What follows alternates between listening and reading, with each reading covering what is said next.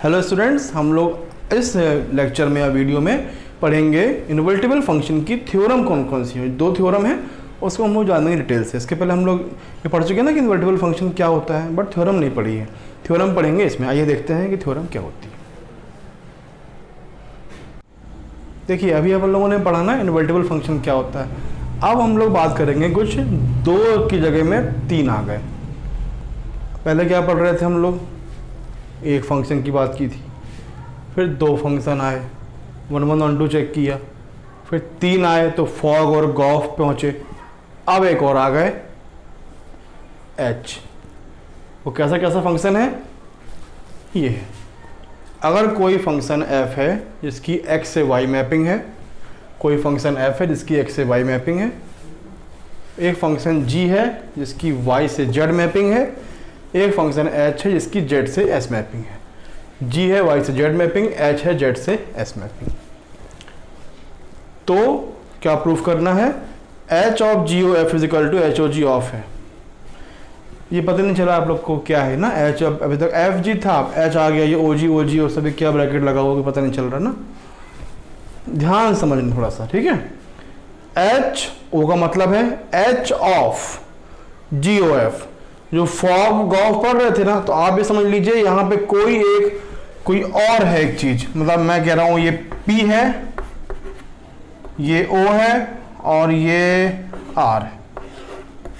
Fog Gauff कुछ था ना, ऐसे मैंने नाम दे दिया, ये P और ये पूरे के लिए R, POR। और ये इसको क्या नाम दे दो आप, इसको भी कुछ नाम दे सकते हो। इसको नाम दे देते हैं TOK। इसको कुछ नाम दे दिया हमने P। मतलब ये कोई ऐसा मत सोचना कि यहाँ पे R T सब बराबर और क्या हो रहा है देखेंगे। अभी ये समझो कि ये क्या चीज हो गई ना, तो गॉफ और फॉग से आप कनेक्ट कर पाओगे कि क्या चीज है। तो जैसे फॉग गॉफ था ना, ऐसे एच मान लो कि पी है, ओ का ओ लिखा है और आर का गॉफ। मतलब गॉफ जो निकाला वो गॉफ एक ऑटोमेटिक फंक्शन बन चुका है, उसको हम किसी और से भी कंपेरिजन में डाल रहे हैं। गॉफ को निकालने के बाद एच ऑफ जीओ एफ, मतलब पी ओ आर, जो जीओ एफ था तो वही एच ऑफ जीओ एफ, फिर वही h o g of f. कोई और हॉग निकाला और वो आ गया हमारे f के बराबर, मतलब f से निकालना है। जो गॉफ फॉग था ऐसे ही मान लो गॉफ फॉग है, इसको हमको बराबर प्रूफ करना है, ठीक है। तो इतनी हो गई बात। अब कैसे प्रूफ करना है यहाँ देखते हैं, यहाँ पे समझिएगा। अगर दो चीजों को बराबर प्रूफ करना है तो दोनों को सॉल्व कर लेते हैं। अगर एंड रिजल्ट आ गया इक्वल तो इक्वल प्रूफ हो जाएगा ऑटोमेटिक। तो देखिए आप इसको समझिएगा, h of g o f लिखा है, तो जहां पे ऑफ है ना, ओ फॉर ऑफ, वहां लगा दिया हमने ब्रैकेट, एच ओ की जगह पे ब्रैकेट, जी ओ एफ लिखा है, जी ओ एफ, एफ एक्स को अलग कर लिया। क्यों कर लिया, यहां पे तो एक्स था नहीं, एक्स कहां से आ गया। एफ की डोमेन एक्स होती है ना, इसीलिए हमने ऑटोमेटिक एक्स लिख लिया। यहाँ पे जो वैल्यू एफ में हम रखेंगे वो एक्स की वैल्यू होगी, क्योंकि एफ की डोमेन एक्स होती है, यहां से दिख भी रहा है। तो एफ ऑफ एक्स अलग कर लिया, इतनी हो गई बात। अब और आगे देखिए, एक और ओ दिख रहा है, यहां पे एच, ये एच, ये ब्रैकेट, ये ब्रैकेट, जी, ओ की जगह एक और ब्रैकेट, एफ लिखा हुआ है इट इज, एक्स लिखा हुआ है इट इज।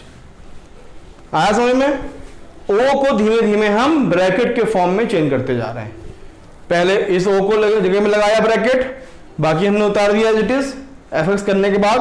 फिर ये यहाँ ओ था, इसको भी हमने ब्रैकेट में कन्वर्ट कर दिया। तो h of g of f x, ये हमारा फाइनल स्टेटमेंट बन गया, वेयर एक्स इज, एक्स से बिलोंग्स टू कैपिटल एक्स, मतलब इस सेट एक्स में से कोई एक स्मॉल एक्स लिया हुआ है। अब बात करते हैं दूसरे वाले में। कौन से वाले में, इस वाले में, एच ओ जी ओ एफ एक्स। यहां भी एक्स ले लिया, क्यों, यहां भी लास्ट में एफ था, h o g of x. अब आगे देखना, h o g of x था, ये वाला ओ दिख रहा है, एच ओ जी लिखा है इट इज, यहां पे ओ था, ओ की जगह में ब्रैकेट, एफ एक्स लिखा हुआ है।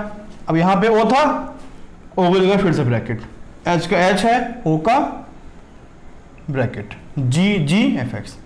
अब ध्यान से देखो आप, दोनों बराबर आ गए, h of g of f x, h of g of f x, where x belongs to capital x. दोनों इक्वल हो गए, इसका मतलब है कि ये दोनों बराबर होते हैं। इतना ही करना था। इक्वेशन में आएगा लिखने को, इसमें से हम क्या है समझना, गॉफ और फॉक को भी एक नया फंक्शन मान लिया है। गॉफ बनाया आपने बहुत मेहनत करके, लेकिन अब बन गया वो एक कोई, मैंने एग्जाम्पल के लिए पी आर दे दिया है, समझे। अभी क्या था, एक हुआ, फिर दो हुआ, फिर तीन हुआ, अब चार चार आ गए इधर। हॉग, गॉफ, ये सब चीजें आगे आती जाएंगी, घबराना नहीं, एक्सरसाइज में और अच्छे समय में आएगा, ठीक है।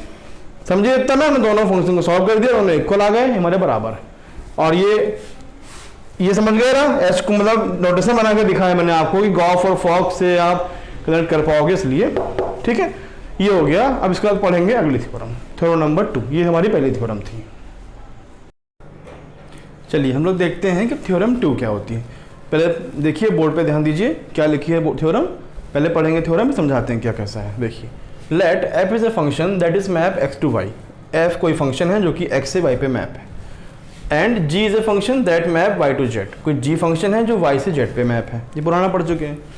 B two invertible function, f और जी जो है वो इन्वर्टिबल है, दिया हुआ है। एफ और जी इन्वर्टिबल फंक्शन है, ठीक है, मतलब एफ का जी इनवर्स, जी का इनवर्स है, ऐसा उल्टा दिया हुआ है। Then gof is also invertible, तो जो एफ और जी को मिला के फंक्शन बनेगा गॉफ, ये भी इन्वर्टिबल होगा, ऐसा हमको प्रूव करना है।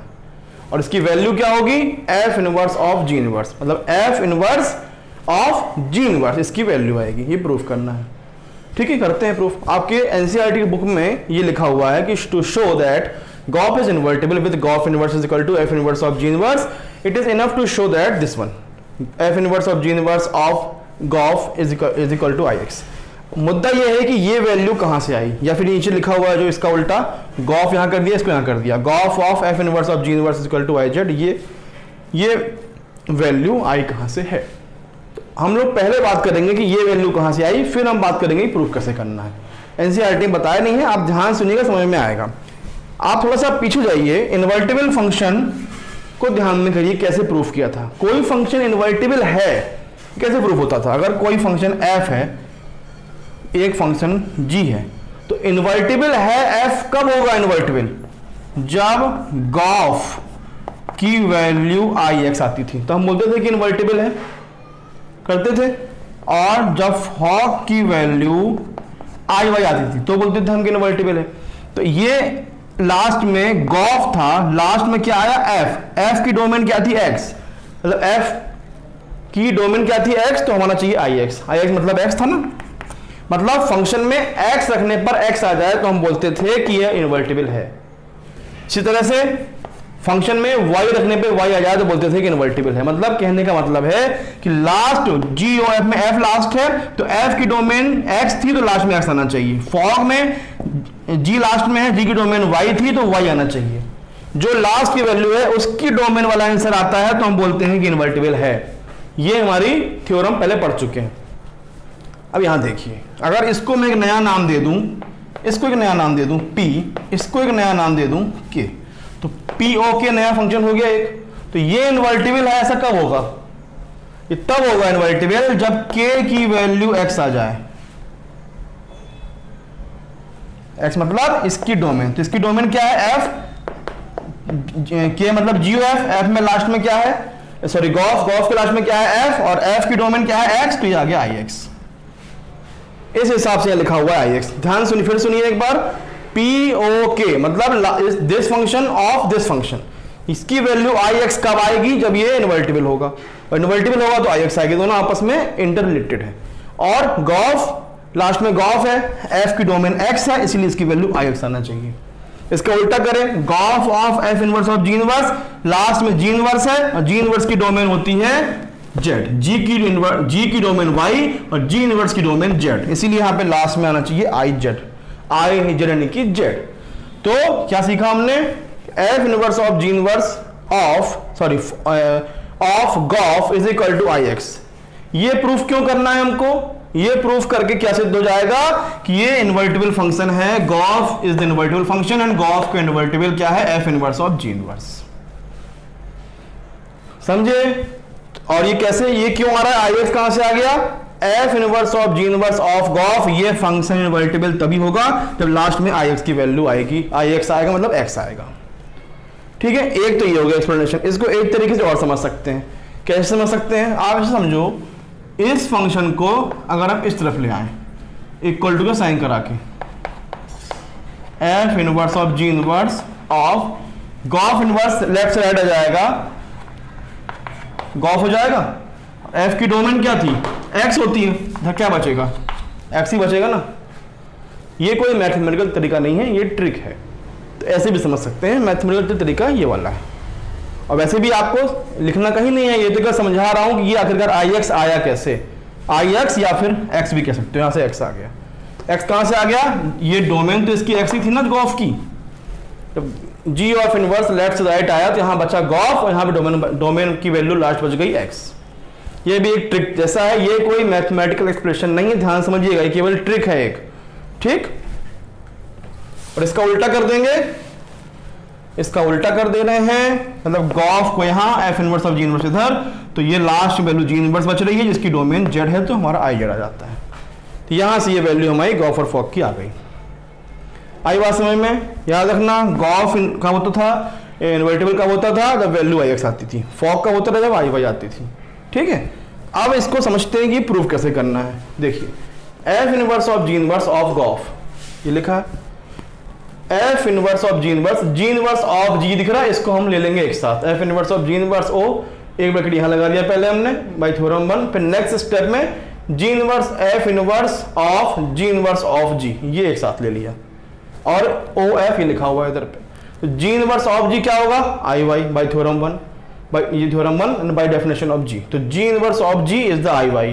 तो एफ इनवर्स ऑफ इसकी value I y of f, तो आई वाई तो मतलब ही नहीं, इनवर्स आइडेंटिटी फंक्शन है, तो f inverse of f value हो गई आई एक्स। जैसे g inverse of g I y था, वैसे ही f inverse of f I x. फिर समझिए एक बार, यहां शुरू किया, पहले ब्रैकेट लगाया था, फिर जी इनवर्स ऑफ जी को एक साथ लिखा, तो हो गया I y, f inverse of f की वैल्यू आई एक्स। ठीक है, तो ये हमारा पहला प्रूफ हो गया। दूसरा भी ऐसे होगा, ये आपको अपने आप करना है। ध्यान समझिएगा, बड़ी बात इसको प्रूफ करना नहीं है, ये आपको बनता है। बड़ी बात समझना है कि आई एक्स कैसे आ गया, इसको आई एक्स क्यों लाना है, आई एक्स क्यों लाना है, ये बड़ी बात है। क्यों लाना है आई एक्स? ध्यान समझिए, फिर से बोलता हूं एक बार, आई एक्स क्यों लाना है? अगर हम मान लें कि ये पी एक फंक्शन है, कि दूसरा फंक्शन है, तो पी ओ के की वैल्यू आई एक्स कब आएगी? जब ये इन्वर्टिबल फंक्शन होगा। इन्वर्टिबल फंक्शन होने के लिए क्या चाहिए? इसकी डोमेन यहां पे आना चाहिए। आपस में इंटर रिलेटेड है, कंफ्यूज मत होइएगा। वीडियो एक बार दोबारा देखिएगा, कंफ्यूजन लगे तो आएगा समझ में। एफ लास्ट में था तो एक्स चाहिए, यहाँ पे जी इनवर्स लास्ट में था तो जेड चाहिए, क्योंकि एफ की डोमेन एक्स है और जी इनवर्स की डोमेन जेड है। ठीक है, यहाँ पे थ्योरम 2 समाप्त होती है।